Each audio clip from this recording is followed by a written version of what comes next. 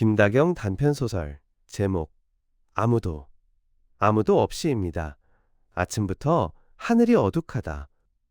꽃샘추위 탓인지 차가운 바람이 봄을 일시에 걷어갔다. 외출을 하려고 밖으로 나갔다가 찬바람에 놀란 금정은 다시 집으로 들어와 두꺼운 겨울옷을 껴입고 목도리를 단단히 둘렀다. 평소라면 새벽 5시면 어김없이 일어나 집을 나섰겠지만 며칠 전부터 시작된 감기에 시달려 이불 속에서 꼼지락거리다 보니 기상시간이 30여 분이나 늦어버렸다. 북향인 가게 안은 여전히 한겨울이었다. 금정은 쌀을 씻어 밥솥에 앉히고 채소대 칠물을 올린 뒤 가스불을 켰다. 이어서 지단 붙일 달걀을 풀기 시작했다. 이곳은 김밥을 주로 하는 분식가게지만 요즘은 김밥 손님과 라면 손님이 반반 정도다. 곧 공사장으로 가는 일용직 일꾼들이 들어설 것이다. 마음이 바빠진다. 이 일로 어느덧 6년의 세월이 지났다. 일의 순서대로 손이 척척 움직였지만 요즘은 몸이 따라주지 않는다. 점심시간이면 이웃에 사는 온천대기 일손을 도와주고 있지만 재료 준비는 모두 그녀의 몫이었다. 어느새 밤 냄새가 풍기기 시작한다. 지단을 붙이는데 이제야 눈이 슬슬 감긴다. 간밤. 금정은 불면증 때문에 수면 유도제를 한 알 추가했지만 소용이 없었다. 누우면 몸에 철근을 뒤집어 쓴 듯 무겁고 고단한데 눈은 말똥말똥해졌다. 밤이면 육체와 정신이 분리되어 버리는 것 같았다. 가끔 가슴에 통증이 시작되면 호흡마저 불규칙해졌다. 그럴 때면 그녀는 자리에서 일어나 무릎을 세우고 두 팔에 얼굴을 묻은 채 통증이 멈추기를 기다렸다. 불현듯 죽음의 경계선에 닿아 있는 기분이다. 하지만 금정은 달리할 수 있는 일이 없었다. 응급실에 실려간 적도 많았지만 요즘은 아무에게도 알리지 않고 소리내어 기도를 시작했다. 남편 경규는 거의 매일 밤 술에 취해 들어오거나 다음날 들어오기 일쑤였다. 옆방에 있는 아들 해수는 지적장애의 청각장애라 그녀를 도와줄 처지가 되지 못했다. 그렇다고 매번 병원 응급실로 실려갈 형편도 아니었다. 금정은 심장이 차라리 멈춰버려라 하는 심정이었다가도 막상 잠들면 영원히 깨어나지 못할 것 같은 불안감에 허우적거렸다. 그럴 때면 동생들에게 유서를 썼다. 머릿속으로 유서를 쓰다가 나중에는 벌떡 일어나 더듬더듬 종이와 필기구를 찾았다. 만약 무슨 일이 생긴다면 외아들 해수는 어떻게 될까? 생각이 여기에 이르면 호흡은 여지없이 흐트러졌다. 밤인지 아침인지 정신이 전멸등처럼 껌뻑였다. 불면의 시간은 판단력도 감정 조절도 그 어느 것도 온전하지 못하다는 것을 다음날 아침이면 어김없이 깨달았다. 머리맡에는 몇 장의 종이장이 흩어져 있었다. 유서라고 적었던 모양인데 읽어보니 내용도 글씨도 엉망이었다.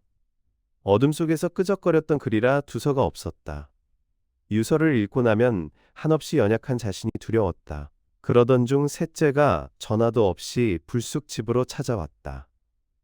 병원에서 검사를 받느라 진을 빼고 집으로 돌아와 누워있던 참이었다. 금정은 반가움에 셋째의 손을 덥석 붙잡았다. 연락도 없이 웬일이냐. 지난 겨울 아버지 제사 이후 거의 넉 달 만에 보는 동생이었다. 10년이 넘도록 끊겼던 가족들과 만나게 된 것은 이태 전이었다.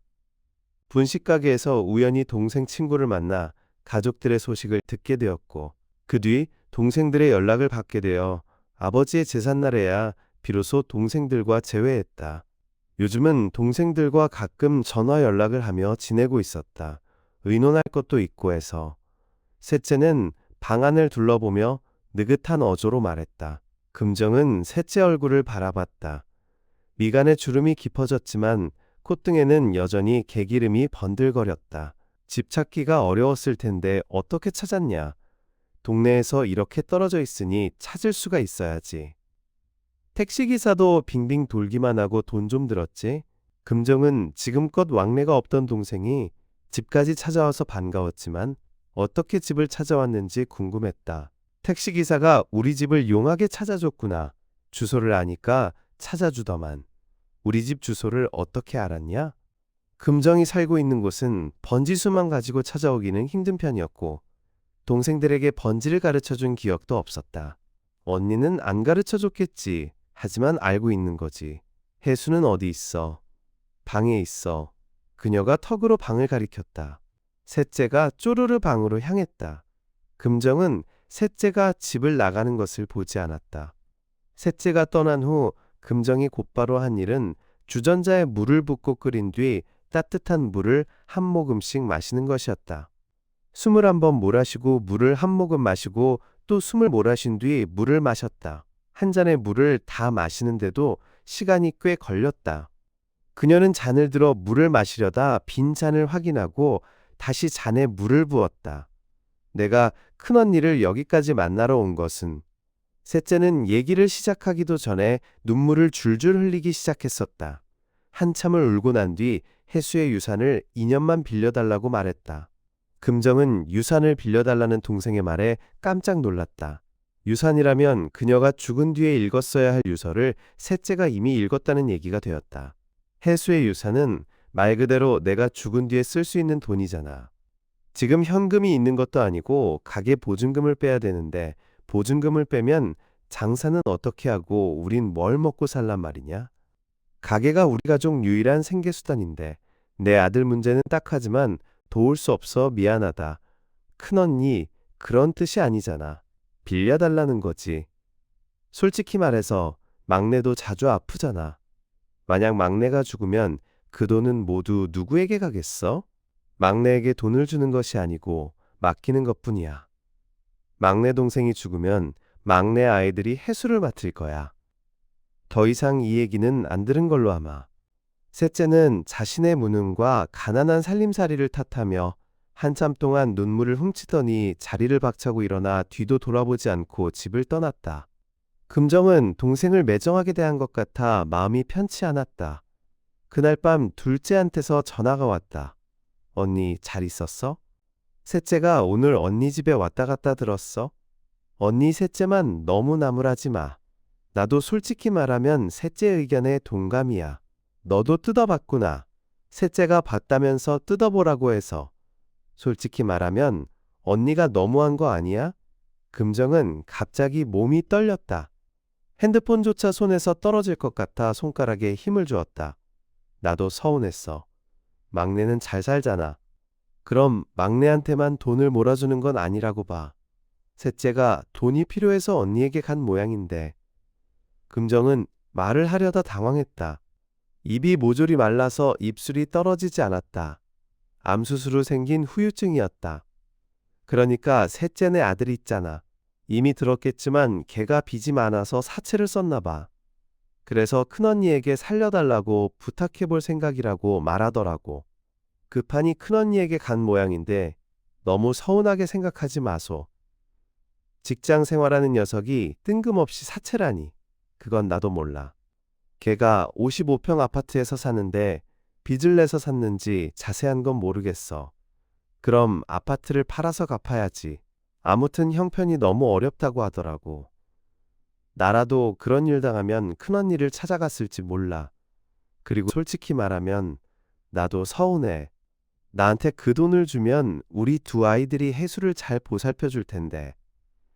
언니 우리 아들 딸도 잘 자랐잖아. 착하고 성실하고.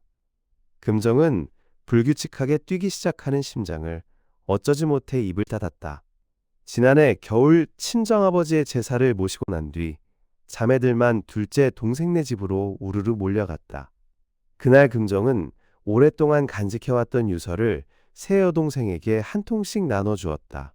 암수술을 받고 난 뒤부터 혜수가 걱정되어 마음이 편치 않았기 때문이다. 동생들에게 아들 혜수를 보살펴달라는 뜻으로 적은 글이었다. 막내 동생이 혜수의 후견인이 되어줄 것과 막내에게 유산을 모두 맡긴다는 내용을 적었다. 유산이라야 가계 전세금과 혜수 앞으로 든 약간의 보험금이 재산의 전부였다. 금정이 죽은 뒤에 동생들에게 전해도 될 유서였지만 그녀로선 다급한 문제였다. 남편 경규는 알코올 중독자나 다름이 없었고 더군다나 전처자식인 아들이 한 명 있었다. 집안에 유서를 감춰둔다면 사라질 염려가 있었다. 금정은 암수술 후유증으로 건강이 좋지 않았다. 언제 어떤 일이 벌어질지 알 수 없는 형편이었다. 그 일로 고심하던 중 동생들을 만나자 그 일부터 해결하려 들었던 것이 이번 사태를 몰고 올 줄은 꿈에도 생각지 못했다. 혜수 아빠의 유사는 남편 경규가 부도를 내고 괴로워할 때 사업을 살려보려고 부도를 막아주다가 몽땅 날리고 말았다. 그 일로 금정은 무일푼 상태였다. 처음 당한 일이라 상황 판단을 못한 자신을 자책했지만 이미 어쩔 수 없는 노릇이었다. 경규는 부도로 모든 재산을 잃은 뒤 가족들을 데리고 이 도시 저 도시로 떠돌아다니며 숨어 지냈다. 생계가 어려워지자 낯선 MC로 와서 택시 운전을 시작했다. 금정은 외아들 혜수를 시설에 보내고 시아버지의 죽음을 겪으며 죽지 못해 살고 있을 때였다. 그런데 죽으라는 법은 없는지 뜻밖에도 혜수의 종가에서 종산이 신도시가 되면서 막대한 돈이 나왔다. 종친들에게 재산을 분배하는 과정에서 적지만 혜수 몫으로 돈을 지급받았다.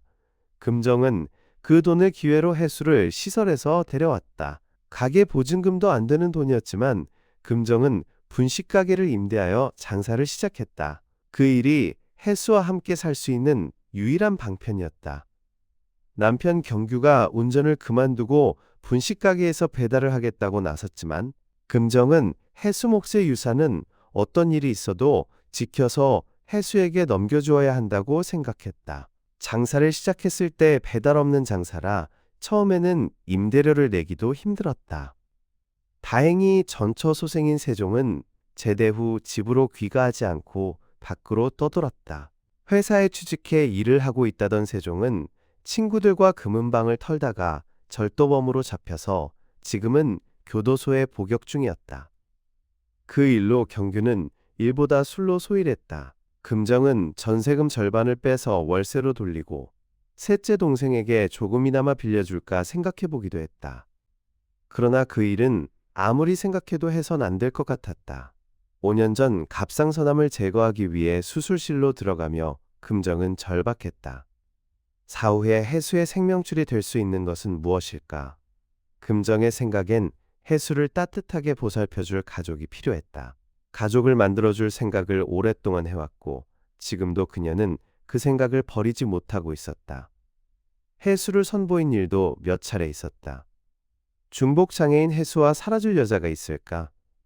적당한 장애인을 찾아보았지만 지금껏 찾지 못했다. 혜수 나이가 벌써 39이었다.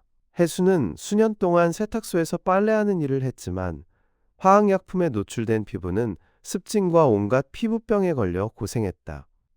직장 생활을 그만둔 후 친구가 없는 혜수는 컴퓨터의 세상 속으로 빠져들었다. 아무래도 오늘은 들어가 쉬어야겠어요. 금정은 온천택에게 뒷일을 부탁하고 자리에서 일어났다. 그때 가게 문이 열렸다. 넷째 남동생이 불쑥 나타났다. 금정은 잠시 눈을 의심했다. 넷째가 환하게 웃으며 누나하고 불렀다. 넷째는 가게를 한번 둘러보고 나서 주방 쪽을 향해 수고하십니다 하고 온천댁의 뒤통수를 향해 인사말을 건넸다. 넷째는 원래 말이 없고 누나나 동생조차 살갑게 챙기거나 배려할 줄 몰랐다. 부모님이 외동아들이라고 귀하게 기른 탓이었다. 그런 넷째가 2시간 거리에 있는 이곳 MC까지 찾아오리라곤 생각지 못했다. 금정은 함께 밖으로 나왔다. 집으로 가자는 금정의 말에 넷째는 어디 조용한 곳에서 차나 한잔해요 라고 말했다. 웬일일까? 넷째는 이혼하고 띠동갑 어린 여자와 재혼했다. 부모 생전에는 이런저런 장사를 하다가 실패하고 한동안 업소에서 일하기도 했지만 지금은 초등학교 앞에서 조그마한 문구점을 하며 근근히 생활하고 있었다. 나이가 들었어도 여전히 늙은 철부지라고 동생들은 말했다. 금정은 새 여동생에게만 유서를 주고 넷째에게는 유서를 주지도 않았다.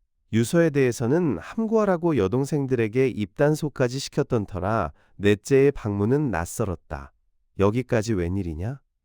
카페에서 차를 주문하고 나서도 넷째는 시선을 이리저리 돌리며 빈둥거리기만 했다. 누나 장사는 잘 돼? 그럭저럭 입에 풀칠할 정도지 뭐. 혼자서 가게를 한다더니 아줌마도 있고 사장님 포스인데. 누나 해수 나한테 보내. 그게 무슨 말이냐. 누나가 해수 데리고 재혼해서 고생이 많았을 걸 생각하면 마음이 아파. 누나는 잘 살고 있다고 말했지만 금정은 넷째의 말을 잘랐다. 무슨 얘기를 하는 거냐? 둘째 누나가 걱정하며 말하길래 알게 됐어. 사실 말하면 내가 우리 집안의 기둥 아니요? 해수 문제는 당연히 내가 책임을 져야 한다고 생각해. 고맙지만 나나 해수 걱정은 하지 마라. 그동안 내가 누나들을 챙기지 못해 서운해. 그런 모양인데. 내 생각은 무언데. 우리 오남매가 모두 모여서 의논을 해보는 건 어떨까 하고. 고맙지만 그 일은 내가 알아서 할 테니 잊어라. 집에 가려면 늦겠다. 그만 일어나자. 금정은 극도의 피로감을 느끼며 먼저 자리에서 일어났다. 이 문제를 가지고 동생들과 씨름하고 싶지 않았다. 그러고 보니 이제 세 동생은 유서 내용에 대해 모두 알고 있다. 막내 동생만 유서 내용을 아는지 모르는지 소식이 없다. 다음 날 아침 일찍 둘째 여동생이 가게로 찾아왔다. 언니 날 너무 나무라지 마소. 해수를 위해 좋은 방법이 없을까 생각하다가 넷째에게 말하게 됐어. 넷째도 동생인데 넷째만이 사실을 모르고 있는 건 너무했다고 생각지 않아? 얘기한 건 미안해요. 언니, 우리 식구 모두 모여서 해수에 대해 의논을 해보는 건 어떨까 하고. 그래서 의견을 모았어. 막내는 자신이 모두 가질 거니까 지금까지는 아무 말 없지. 유서를 읽었어도 읽었단 말 같은 건 하지 않을걸? 언니 막내는 아무 말 없지. 둘째가 재차 다그쳐 물었다. 내가 언제 그런 의논을 하라고 하든? 고맙지만 그런 말 하려거든 가거라. 금정은 쫓아내듯이 둘째를 보냈다. 생각해보니 막내만 아무 말이 없다. 막내도 내가 준 유서를 읽었을까? 수억의 재산도 아니고 고작 1억밖에 되지 않는 보증금을 가지고 해수를 맡아달라고 부탁한 것인데 결혼 전 동생들은 하나같이 착하고 서로 도울 줄 알고 부모에 대한 효심도 깊었다. 공무원인 아빠 덕분에 생활이 어렵지도 않았고 어진 어머니 덕분에 집안은 항상 온화하고 따뜻했다. 결혼 후 뿔뿔이 흩어져 살다 보니 이렇게 변했을까? 어렵게 살다 보니 달라진 것일까? 착하게만 생각했던 동생들의 행동이 낯설고 불편했다. 금정은 요즘 들어 부쩍 피곤했다. 불면 때문일 거라고 생각하면서도 정확히 어디가 아픈지도 알 수 없었다. 암 수술, 방사선 치료, 허리 디스크 수술. 몸이 성한 곳이 없을 정도로 망가진 상태였다. 그럼에도 금정은 분식 가게를 붙들고 있었다. 월세에서 전세로 갈아타는데 6년의 세월이 흘렀다. 가게 주인 할머니가 병을 얻고 나서 거동이 불편했다. 금정은 혼자 지내는 주인 할머니의 식사를 매일 2층으로 가져다 드렸다. 집주인 할머니는 그 일을 항상 고마워했다. 할머니가 금정의 어려운 형편을 알고 지난 설에 자식들과 의논했다면서 월세에서 전세로 돌려주었다. 왜 이렇게 앉아있대요? 주방 앞에 앉아있는 금정을 내려다보며 온천댁이 걱정스런 얼굴로 물었다. 점심을 가지고 2층으로 올라갔을 때 주인 할머니도 금정의 얼굴을 바라보며 안색이 안 좋아. 어디 아픈 거 아냐? 라고 물었다. 금정은 최근 허리 수술을 했지만 서서 하는 일이라 통증은 크게 호전되지 않았다.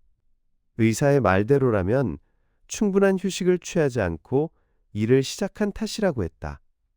얼굴이 창백한데요. 얼른 병원에 가봐요. 온천댁이 예의 투박한 음성으로 재촉했다. 한편 막내는 큰언니와 통화를 끝내고 핸드폰을 닫자마자 호미를 들고 화단으로 들어갔다. 조그마한 화단이라 풀이 많지 않았다. 풀이 없을 때면 다져진 땅을 호미로 긁어주곤 했다. 막내는 모란 주위를 호미로 뚝뚝 파내기 시작했다. 건강이 좋지 않은 큰언니를 생각하니 마음이 무거웠다. 친정어머니가 돌아가신 후 불효했던 기억이 떠오르면 막내는 호미를 들었다. 막내야, 궁금하면 열어봐. 10여 년 만에 큰언니를 만났을 때 돌아가신 친정어머니가 나타난 것만 같았다. 반백의 머리카락에 야윈 볼과 턱이며 주름살까지 영락없는 친정어머니의 모습이었다. 큰언니 금정은 외모도 외모였지만 할아버지의 말에 의하면 금과 정이 넉넉하라고 지은 이름이라고 했다. 자매들 소정, 민정, 혜정간에는 질투까지 불러일으켰던 이름이었다. 큰언니는 이름처럼 어딘가에서 잘 살고 있으려니 생각했다. 뜻밖에도 큰언니는 10년 세월보다 훨씬 늙어 보였다. 그간의 세월을 한눈에 짐작할 수 있었다. 얼마 뒤 금정은 건강검진 결과가 좋지 않아 재검을 받았다. 결과를 보기 위해 병원으로 갔다. 컴퓨터 모니터를 바라보고 있던 의사는 몇 번이고 사진을 돌려보았다. 의사 뒤 창문 밖엔 만개한 벚꽃이 눈이 시릴 만큼 화사하다. 벚꽃의 충만한 에너지가 유리창을 뚫고 물밀듯이 쏟아져 들어온다. 금정은 의사의 주름진 미간과 입술을 번갈아 바라보았다. 밖에 보호자 계시면 들어오시라고 하세요. 남편은 일하는 사람이라 올 수가 없어서 저 혼자 왔습니다. 솔직하게 말씀해 주세요. 괜찮습니다. 금정의 침착한 대답에 의사는 잠시 그녀를 바라보았다. 뇌로 전이된 것 같습니다. 그럼 뇌암인가요? 의사는 고개를 끄덕였다. 모든 것이 정지, 음소거되었다. 의사의 심각한 얼굴과 벚꽃이 한 장의 사진처럼 멈춰 있다. 벚꽃송이가 점점 커지다 뿌옇게 흐려졌다. 재검을 받을 때부터 불안했다. 이런 일에는 어느 정도 면역이 됐을 것이라 생각했는데 전신에 소름이 돋았다. 갑상선암으로 수술을 받았던 일이 어제 일처럼 선명하게 떠올랐다. 수술을 받기 위해 병원으로 입원하러 가기 전날 밤이었다. 당시 의사는 암 3기라 양쪽 갑상선을 모두 제거해야 한다고 했다. 목에 종양이 있다고 수술하래? 남편은 심드렁하게 물었다. 수술 받고 사나흘 정도 입원하면 된다니까 당신은 안 와도 돼요. 밥은 밥솥에도 있고 냉동실에도 있어요. 냉동실 밥은 데우면 되고 국은 냄비에 있고 반찬은 냉장고에 준비되어 있어요. 목에 종양이 있다고? 혹시 암인가? 종양이라고 했어요. 그래도 가봐야 하는 거 아니야? 당신 동생들에게도 알리고 당신은 일해야죠. 종양이 무슨 병이라고 와요? 죽을 병도 아닌데 아무에게도 알리지 마세요. 동생들과는 연락을 끊고 산 지도 5년이 지났잖아요. 저녁 식사가 끝나갈 무렵 금정은 남의 얘기를 하듯이 얼렁뚱땅 얘기를 끝냈다. 의사는 착한 암이니 아무 걱정 말라고 했지만 수술을 앞둔 일주일 동안은 아들 해수 걱정으로 잠을 이룰 수가 없었다. 아무것도 모르는 장애 아들을 속여서 시설에 보냈다가 다시 데려온 것은 가게를 시작하기 직전의 일이었다. 남편 경규가 부도를 내고 숨어 다니는 동안 행여 친정 동생들에게 피해가 갈까봐 연락을 끊고 지냈다. 이제 암 수술을 받게 되었으니 와달라고 연락을 할 수는 없는 노릇이었다. 금정은 아들 해수의 방으로 들어갔다. 해수의 유일한 친구는 컴퓨터였다. 컴퓨터가 가르쳐준 세상에서 오로지 그와 소통하고 사는 아들. 무슨 말을 할 수 있을까? 그때 해수는 34살이었지만 10살짜리 정도의 지능이었다. 암이라고 말하면 알 수 있을까? 적어도 컴퓨터에서 암이란 걸 찾아볼 수는 있겠지. 내가 암이라는구나. 이렇게 말할 수 있는 가족이 단 한 명도 없다는 사실이 견딜 수 없이 외로웠다. 수술을 받다가 죽을 수도, 한동안 중환자실에 누워 지낼 수도 있다. 그런 그녀에겐 뒷감당을 해줄 가족이 없었다. 그녀가 수술 전에 수술비를 미리 낸다 하더라도 깨어나지 못한다면 이후의 일은 어떻게 될까? 괜찮을 거야. 괜찮겠지. 해수생부의 사망에도 해수를 데리고 혼자 살아오지 않았던가. 재혼은 했지만 외롭기는 마찬가지였다. 이미 이런 생활을 오랫동안 해왔으면서도 처음 당한 일처럼 서럽고 쓸쓸했다. 엄마가 간단한 수술을 받게 됐단다. 일주일 정도 걸릴지 몰라. 그러니까 너는 집에서 밥을 잘 먹고 있어야 해. 엄마가 올 때까지. 만약, 금정은 더 이상 말을 잇지 못했다. 잘 먹을게. 해수는 건성으로 대답하고 어느새 총잡이가 되어 총소리와 함께 게임 속으로 사라졌다. 금정은 혼자서 병원에 입원했다. 병원 안에 있는 기도실에 갔다가 우연히 신부님을 뵈었다. 그녀의 사정을 들은 신부님은 자원봉사자와 함께 병실에 들르겠다며 안심하고 수술을 받으라고 말했다. 또 수술 후에도 자원봉사자를 보내주겠다는 약속까지 해주었다. 그녀는 그날 밤 모처럼 편안한 잠을 잤다. 수술실로 들어가던 날은 뜻밖에도 마음이 차분했다. 수술 당일에야 병원으로 찾아온 남편은 금정이 회복된 모습을 보자 다시 일터로 나갔다. 수술에서 깨어났지만 그 다음에는 방사선 치료가 그녀를 기다리고 있었다. 금정은 매점에서 생수 6병 묶음을 질질 끌며 간호사실 앞으로 다가갔다. 간호사가 무심한 얼굴로 그녀를 위아래로 훑어보았다. 수납 영수증을 내밀자 간호사는 딱딱한 음성으로 물었다. 준비는 다 됐어요? 네. 금정은 힘주어 대답했다. 따라오세요.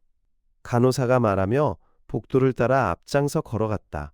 병실 문 앞에 멈춰선 간호사는 2박 3일 동안 방 밖으로 나와선 안 된다는 것과 식사와 약은 가져다 주겠다고 말했다. 금정은 간호사가 문을 열어주는 병실로 들어섰다.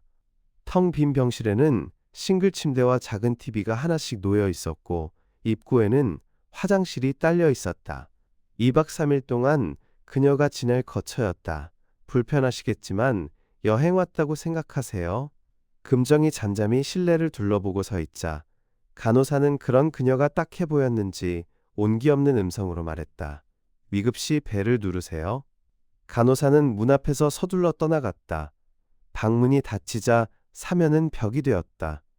갑자기 벽 속에 갇힌 느낌이었다. 한쪽 벽에는 손바닥보다 조금 더 커 보이는 창문이 하나 있었는데 간호사는 그 문을 통해 밥과 약을 넣어주겠다고 말했다. 방사선 치료를 위해 들어왔지만 사면이 닫힌 공간이라 갑갑했다. 가능한 많은 생수를 마셔야 한다는 말에 금정은 생수를 마시고 침대에 누웠다. 찬물이라 금세 한기를 느꼈다. 그녀는 지방에서 서울까지 오느라 새벽부터 고속버스와 전철로 녹초가 된 상태였다. 그럼에도 잠은 멀리 달아나고 몸은 어딘가로 끝없이 추락하고 있는 기분이었다. 간호사가 작은 창문을 열고 쟁반에 봉지약과 저녁 식사를 넣어주었다. 그녀는 음식을 받아들며 드라마에서 보았던 교도소의 감방이 떠올랐다. 식사를 하는데 반찬으로 나온 김치와 나물은 모두 무염식이었다. 약을 먹어야 하기 때문에 밥을 억지로 입안으로 밀어 넣었다. 마치 냉장고 속의 식빵을 씹고 있는 것 같았다. 금정은 잠을 청했지만 한기 때문에 잠이 오지 않았다. 턱이 덜덜 떨렸다. 빈속에 생수를 너무 많이 마신 탓이었다. 어차피 잠들지 못할 바엔 묵주기도나 하자고 일어났지만 기운이 없어 기도조차 어려웠다. 그녀는 두 다리를 끌어안고 몸을 둥글게 말았다. 흐릿해지는 정신은 온갖 생각으로 혼란스럽기까지 했다. 전신을 공격하는 냉기는 떨쳐낼 수가 없었다. 문득 떠오른 생각에 자리에서 일어났다. 그녀는 화장실로 들어가 생수를 버리고 빈 물병에 따뜻한 물을 담았다. 2개, 3개, 4개. 따뜻한 물병을 끌어안고 누웠다. 놀랍게도 손과 가슴이 따뜻해졌다. 그 따뜻함에 숨쉬기마저 편해졌다. 따뜻함이 서서히 식어갈 무렵 그녀는 다시 일어났다. 식어버린 물병의 물을 모조리 쏟아내고 다시 뜨거운 물을 채웠다. 플라스틱 병이 쪼그라들었다. 그 물병을 이불 속에 넣어둔 다음 빈 병에 뜨거운 물을 담았다. 그런 다음 2개의 물병은 양쪽 겨드랑이에, 1개는 가슴 위에 올린 뒤 이불을 끌어올렸다. 따뜻한 물병을 수차례 번갈아 가며 안았다. 온기가 가슴으로, 겨드랑이로 서서히 스며들었다. 예전에는 이런 따뜻함 같은 건 느껴보지 못했다. 그녀는 손목에 걸어두었던 묵주를 풀어 손에 들고 기도를 시작했다. 기도가 아니면 금방이라도 몸과 마음이 무너져 버릴 것 같았다. 톡톡 유리창을 두드리는 소리가 났다. 뒤를 돌아보니 유리창 밖으로 주치의 얼굴이 보였다. 그는 불편함은 없는지 몸에 다른 이상은 없는지 묻고는 서둘러 자리를 떠났다. 금정이 간호사에게 생수를 좀 사다 줄 수 있는지 물었을 때 간호사는 마지못해 물을 사다 주며 집이 시골이라고 하셨지요? 라고 물었다. 단 한 사람의 가족도 방문하지 않아서 보호자 대신 심부름까지 해줘야 하니 짜증이 났는지 모른다. 간호사들은 행여 자신들이 방사선에 노출될까 두려워 밥을 넣어주는 것도 작은 창문을 열고 번개처럼 음식을 넣어주고는 바람처럼 사라졌다. 의사는 우리 안에 있는 동물의 상태를 살피듯 유리창 밖에서 말없이 바라보다 어느 순간 없어졌다. 금정이 밤낮의 분간도 시간이 흐르는 것도 모른 채 생수를 계속 마시다 보면 눈앞에서 노란 별똥별이 떠다녔다. 시야까지 뿌옇게 흐려지면 모든 사물이 꿈속처럼 느껴졌다. 그럴수록 살아야 한다고 이를 악물었다. 헬수가 눈앞에 나타났다 사라지기도 했다. 그녀는 떨어져 있는 목줄을 끌어당겼다. 하느님 자비를 베푸소서. 몇 시일까? 낮일까 밤일까? 가슴을 짓누르는 답답함과 어지러움. 금정은 답답함을 뚫어보려고 계속 물을 마셨다. 나중에는 병아리처럼 마셨다. 금정은 생수병을 안고서 살아있구나. 벽을 향해 천천히 중얼거렸다.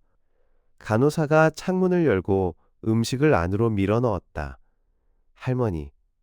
할머니가 처음이에요. 무엇이? 다른 사람들은 견디지 못하고 꼭 한두 번씩은 밖으로 뛰쳐나오시거든요. 할머니의 인내심은 처음이에요. 간호사가 금정을 향해 뜻밖의 소리를 했다. 이까짓 것이 무슨 대단한 일이라고. 항암 치료 얼마나 견뎌야 살 수 있을까? 과연 살 수는 있을까? 금정은 병원에서 돌아오자 곧바로 수면 유도제를 먹고 누웠다. 오늘은 아무것도 생각하고 싶지 않았다. 수면 유도제를 복용한 지도 벌써 10여 년이 가까웠다.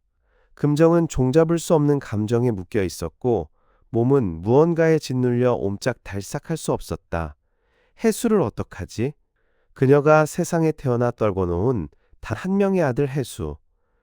결혼 11년 만에 온갖 어려움을 무릅쓰고 낳았던 아들을 두고 어떻게. 수술을 앞두고 금정은 둘째 여동생에게 전화를 했다. 별일 없는 거지. 큰언니에게 말을 못했는데 사실은 힘들어 죽겠어. 그 인간이 바람을 피웠어. 요즘 사는 것이 지옥이야. 어휴, 못 살아. 셋째 여동생에게 전화를 걸었다. 신호음만 들려올 뿐 전화를 받지 않았다. 넷째, 남동생에게 전화를 했다. 장사는 잘 되냐? 월세를 2달치나 밀려서 집주인이 전화로 들볶더니 요즘은 아예 가게로 매일 찾아와서 사람 죽겠다니까. 장사를 치워야 될까봐. 그럼 뭘 먹고 사려고. 그러게. 남동생의 무책임한 말에 금정은 한숨이 나오는 것을 간신히 참았다. 전화를 받은 막내 여동생은 묻는다. 언니 뭐 해? 오늘은 놀고 싶네. 금정의 말에 언니한테 듣던 말 중 최고야. 막내는 박수까지 보냈다. 이렇게 놀다가 너한테 손이라도 벌리면 어떡하려고? 좋아. 내가 언니를 먹여 살리면 되지. 언닌 아무리 말려도 일할 거면서. 시집 오기 전 친정집에 있을 때 그 큰언니가 아니야. 몸이 사갔는데 마음은 안 사갔겠냐. 믿으면 안 돼. 세상이 아무리 변해도 난 그런 일 믿어. 뭘 보고? 너 한참 걱정된다. 쉽게 사람을 믿는 걸 보니. 막내 여동생과 대화는 언제나 따뜻했다. 그 따뜻함을 붙잡고 금정은 잠들었다. 막내 여동생은 어릴 때부터 동대문에서 액세서리 가게 점원으로 일했다. 결혼 후 지방으로 내려와 가게를 직접 운영했다. 지금은 사업이 안정되어 근심 없이 살고 있었다. 금정이 허리디스크 수술을 받아야 한다고 말했을 때 막내 여동생은 병원으로 달려왔다. 언니 해수 걱정 마. 내가 다 알아서 도울게. 그러니까 안심하고 수술받아. 만약 언니에게 무슨 일 있음 내가 책임지고 언니를 입원시킬 거야. 또 나에게 무슨 일 있음 우리 아이들이 혜수와 언니를 도울 거야. 그러니 안심하고 수술받아. 얼마나 편안한 마음으로 수술을 받았던가. 그 기억에 용기를 얻은 금정은 이번에는 가게를 온천댁에게 맡기고 아들 혜수와 함께 제주도로 여행을 떠났다. 마지막이 될지도 모를 여행이었다. 배 안에 앉아 창밖을 내다보니 초록색 물결들이 스쳐 지나간다. 혜수도 바다를 바라보며 금정의 어깨를 잡아당기며 엄마, 엄마 소리친다. 생각해보니 마흔이 가까운 아들과 단 한 번의 여행도 떠나본 기억이 없었다. 혜수를 홀로 서기를 시키기 위해 청소와 밥 짓기를 시켜보기도 했지만 분신과도 같은 아들에게 그 일을 시키는 것이 속상했다. 자신이 떠난 뒤에는 누구든 혜수에게 일을 시킬 것이다. 일은 그때 해도 늦지 않을 것이란 생각이 들었다. 그래서 집안일을 시키기보다는 혜수가 할 일도 금정이 대신하곤 했다. 이제 혜수와 헤어질 시간이 가깝단 생각이 들자 금정은 정신을 추스르기도 힘들었다. 엄마, 아빠 안 먹어? 혜수의 지적에 금정은 그제야 정신이 돌아왔다. 병원에서 돌아온 뒤 금정은 김밥을 말다가도 손이 멈춰졌고 시금치를 데치다 속까지 태워버렸다. 심지어 씹던 음식까지도 잊고 있었다. 혜수 엄마, 식사 안 하실 거예요? 금정은 온천댁의 얘기에 놀라서 그제야 억지로 식사를 했다. 병원에 다녀오기 전만 해도 그녀는 입체적으로 일했다. 밥을 안 치고 달걀을 깨어 흰자를 분리하면서도 채소를 데치고 전화를 받았다. 아프면 병원으로 가지 않고 약국으로 달려가 약을 사다 먹고 곧바로 가게로 직행했다. 가게 문을 닫고 쉴 수는 없는 노릇이었다. 혜수를 위해 일할 수 있다는 희망이 금정을 쉬지 않고 달리게 했다. 배에서 내리자마자 앞서 걷던 혜수가 느릿느릿 걷고 있는 그녀를 재촉하며 어서 오라고 손짓한다. 휴양림을 지나며 혜수는 가는 곳마다 앞에서 조아라 뛰어다니며 허허 소리를 질렀다. 혜수의 웃는 모습을 보면서 금정은 허방을 짚었다. 녀석은 사진을 찍어달라고 엄마 소리친다. 꽃밭에 몸을 숨기고 얼굴만 드러낸 채 미소를 지었다. 금정은 핸드폰으로 사진을 찍으며 안경 렌즈를 닦고 또 닦았다. 엄마 얼른. 혜수가 소리친다. 안경 렌즈가 흐려져 사진을 찍을 수가 없는데 혜수는 어서 찍으라고 소리친다. 이번에도 포즈를 취하며 남자답게라며 히히 웃었다. 가슴을 앞으로 드러내며 두 팔에 힘을 주고 서 있는 모습은 녀석의 말처럼 남자답다. 혜수의 이런 모습은 처음이었다. 밝게 웃는 모습도 행복해 보이는 모습도 초등학교 졸업 후 처음 보았다. 혜수도 다른 사람들과 마찬가지로 아름다운 경치 앞에서 두 팔을 들어 보이거나 손을 흔들어 보이거나 웃으며 렌즈 앞에 섰다. 영락없는 전 남편의 미소였다. 불현듯 눈물이 솟구쳤다. 그 사람이 있었으면 혜수를 결혼시키지 않았을까? 혜수는 소리치며 달려온다. 엄마 치즈. 치즈. 혜수는 어눌한 음성으로 계속 소리친다. 금정은 혜수가 했던 것처럼 사진 캐릭터 속에 얼굴을 밀어넣으며 꾸밀까? 왜 지금껏 이런 시간을 가져보지 못했을까 생각했다. 서로 번갈아가며 독사진을 찍다가 금정은 지나가는 여행객을 붙잡고 사진을 찍어달라고 부탁했다. 금정이 혜수와 나란히 서서 손을 잡자 갑자기 혜수가 금정을 끌어안았다. 바보인 줄 알았더니 이런 행동도 할 줄 아는 아이였구나. 새삼 놀랍고 대견했다. 금정은 또다시 안경을 닦았다. 찍습니다. 사진을 찍으려던 아저씨가 좀 더 큰 소리로 말했다. 어서 포즈를 취하라는 재촉이었다. 금정은 애써 마음을 단속하며 미소를 지었다. 이른이 지나서 마흔이 가까운 아들을 데리고 여행을 왔으니 금정은 이 상황이 낯설다 못해 꾸미지 싶다. 혜수가 웃고 즐거워한다. 금정도 따라서 웃으려고 했지만 웃음이 나오지 않는다. 한참 뒤에야 입술 밖으로 피식 한숨 섞인 웃음이 터졌다. 저녁 식사 때가 되자 횟집으로 들어갔다. 아들과 마주 앉고 보니 행복하게 해준 기억이 없었다. 컴퓨터 게임을 많이 한다고, 운동을 하지 않는다고, 가게로 나와 식사하라고 꾸짖고 소리치고 구박만 했구나. 생각해보니 늘상 야단을 친 기억밖에 없었다. 엄마 짠, 혜수가 잔을 들어 올렸다. 우리 혜수 건강과 행복을 위하여. 혜수가 먼저 잔을 부딪힌다. 미안하다 아들아. 금정은 목이 메었다. 소주 한 병을 둘이 나누어 마셨다. 모처럼 긴장감이 풀리면서 할 얘기가 머릿속을 꽉 채웠다. 그러나 금정은 아무 얘기도 하지 않고 아들과 즐거운 시간을 갖기로 마음먹었다. 숙소로 돌아가는 길에 다리가 저절로 흔들렸다. 기분이 좋은 건지 슬픈 건지 가늠이 되지 않았다. 일이 왜 이렇게 어려웠을까? 숙소에서 싱글 침대에 나란히 누웠다. 얼마만일까? 아들과 함께 같은 방에서 잠자리에 든 것은 혜수가 초등학교 졸업 이후 처음이었다. 왜 이렇게 처음인 것이 많을까? 내가 왜 금쪽같이 귀한 내 아들을 소홀히 했을까? 아들을 데리고 재혼한 것이 무슨 죄라도 되는 것처럼 행동했을까?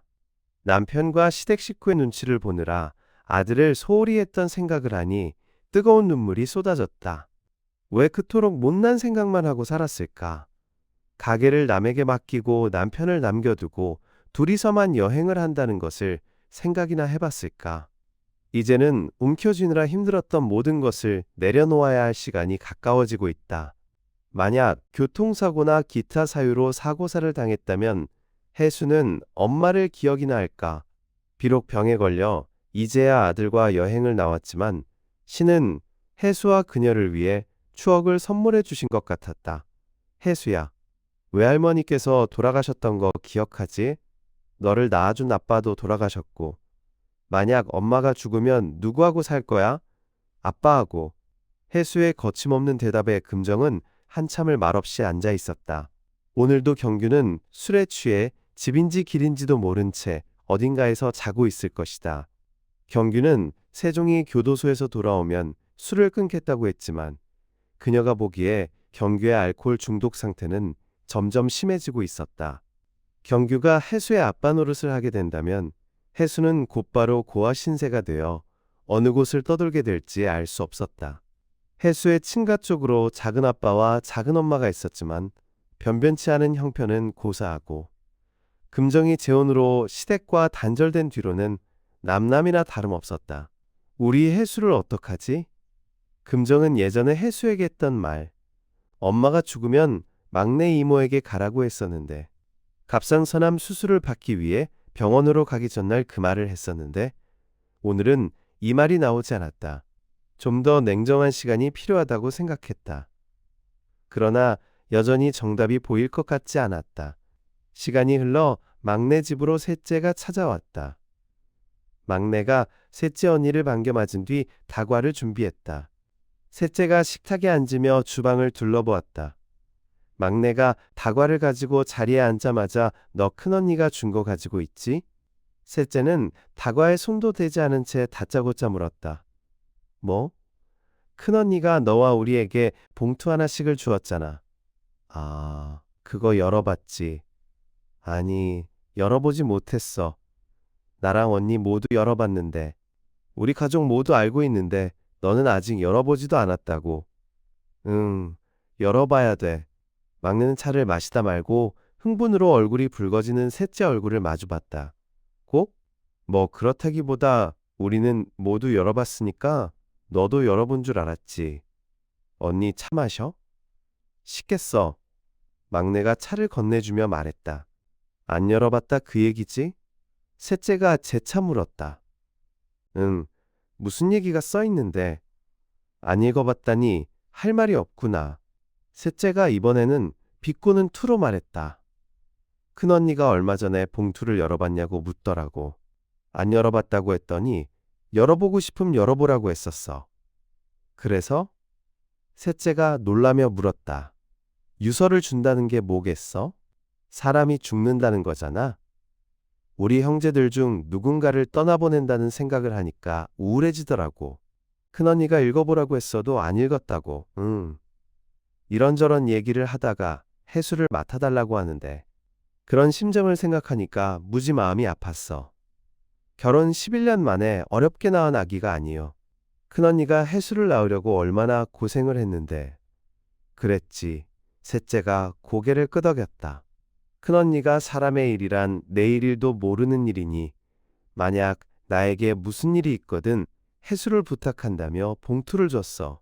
봄에 우리 세 사람에게 봉투를 줬는데 봉투를 또 줬다고? 언제? 그러니까 두 번째 봉투를 준 건 일주일 정도 됐나? 가져와 봐. 막내가 일어나 안방으로 들어갔다. 방을 나왔을 때 막내의 손에는 흰 봉투가 2장 들려 있었다. 이거야. 이건 지난 겨울에 준 거고. 이 작은 봉투는 최근에 줬던 거. 막내가 봉투를 식탁 위에 내려놓았다. 셋째가 2장의 봉투를 점검하듯 뒤집어 보았다. 개봉한 흔적이 없는 봉투였다. 셋째가 최근에 주었다는 봉투를 들어 막내에게 내밀며 열어보자. 둘째 언니도 열어봤다면서. 내용은 다 알고 있을 거 아냐? 열어보고 붙여두면 되잖아. 유서는 사람이 죽은 다음에 보는 거잖아. 궁금하잖아. 넌 궁금하지도 않냐? 꼭 열어봐야 돼? 막내가 묻자 셋째가 재촉하듯 봉투를 내밀었다. 막내가 가위로 봉투를 잘랐다. 사랑하는 막내야. 내가 죽은 뒤 아들 해수를 H시설에 보내주기 바란다.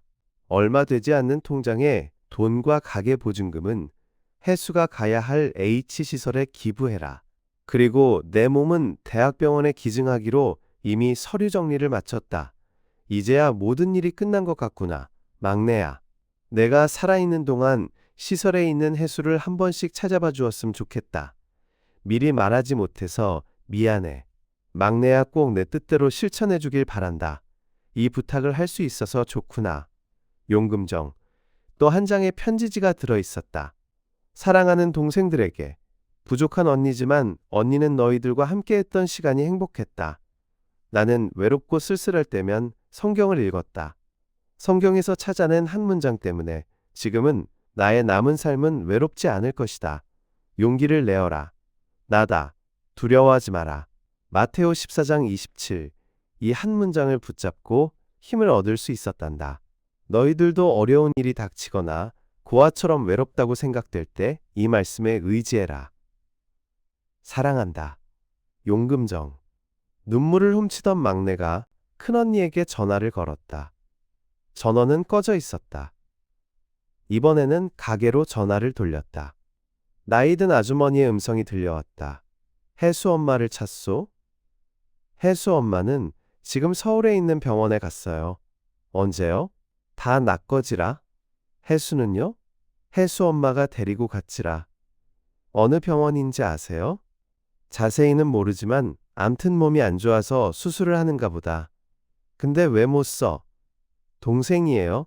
다른 연락은 없었어요? 해수는 말을 못하니까 연락을 할 수도 없고 해수 아빠는 술주정뱅이가 되는 게 병원에 간지도 모를 것이요. 바쁜 게 나 끈소잉. 수화기를 내려놓는 딸깍 소리가 뭔가 툭 끊어지듯 귓전을 때렸다. 작품 해설입니다. 김다경 작가의 소설 아무도 없이는 삶의 막다른 골목에 내몰린 한 여성의 처절한 생존기와 그 이면에 도사린 가족의 비정함, 그리고 끝내 홀로 죽음을 준비해야 하는 인간의 근원적 고독을 다루고 있는 작품입니다. 소설은 주인공 금정의 고단한 일상을 묘사하며 시작됩니다. 새벽부터 일어나 김밥을 말고 손님을 맞이해야 하는 그녀의 삶은 육체적 고통과 정신적 피로로 점철되어 있습니다. 남편 경규는 알코올 중독에 빠져 가정을 돌보지 않고 아들 해수는 지적장애와 청각장애를 동시에 앓고 있어 금정의 보살핌이 없이는 살아갈 수 없는 존재입니다. 이러한 상황에서 금정은 자신의 죽음 이후 홀로 남겨질 아들을 걱정하며 불면의 밤을 보내고 유서를 작성하게 됩니다. 작품의 초반부는 금정이 처한 경제적 빈곤과 육체적 질병이라는 이중고를 통해 우리 사회의 복지 사각지대와 빈곤층의 삶을 사실적으로 보여줍니다. 이 소설의 갈등은 금정이 작성한 첫 번째 유서가 동생들에게 알려지면서 본격화됩니다. 금정은 자신이 죽은 후 막내 동생이 해수의 후견인이 되어주길 바라는 마음에 가계 보증금과 보험금을 남기려 했습니다. 그러나 이 소식은 셋째와 둘째 그리고 넷째 동생에게까지 전해지며 가족 간의 미묘한 갈등을 불러일으킵니다. 셋째 동생은 자신의 경제적 어려움을 호소하며 미리 유산을 빌려달라고 요구하고 평소 왕래가 없던 넷째 동생까지 나타나 자신이 장남이라며 해수를 막겠다고 나섭니다. 작가는 이 과정을 통해 혈연으로 맺어진 가족이라 할지라도 돈 앞에서는 얼마나 쉽게 그 유대감이 무너질 수 있는지를 냉소적인 시선으로 포착합니다. 동생들이 해수를 막겠다고 나서는 것은 장애인 조카에 대한 사랑이나 연민 때문이 아니라 금정이 남길 얼마 되지 않는 유산에 대한 욕심 때문임이 적나라하게 드러납니다. 이는 자본주의 사회에서 가족관계마저 물질적 가치로 환원되는 씁쓸한 현실을 반영하고 있습니다. 작품의 중반부에서 금정은 뇌로 암이 전이되었다는 시한부 판정을 받게 됩니다. 죽음이 눈앞의 현실로 다가오자 그녀는 그동안 생존을 위해 치열하게 사느라 정작 아들과 따뜻한 추억 하나 만들지 못했음을 깨닫습니다. 금정은 아들 해수와 함께 제주도로 마지막 여행을 떠납니다. 이 여행은 금정에게 있어 지나온 삶에 대한 회한이자 아들과의 이별을 준비하는 의식과도 같습니다. 여행지에서 해수가 보여준 해맑은 웃음과 남자다운 모습은 금정에게 기쁨인 동시에 더 큰 슬픔으로 다가옵니다. 자신이 떠나면 이 아이는 누가 지켜줄 것인가에 대한 근원적인 공포가 그녀를 짓누르기 때문입니다.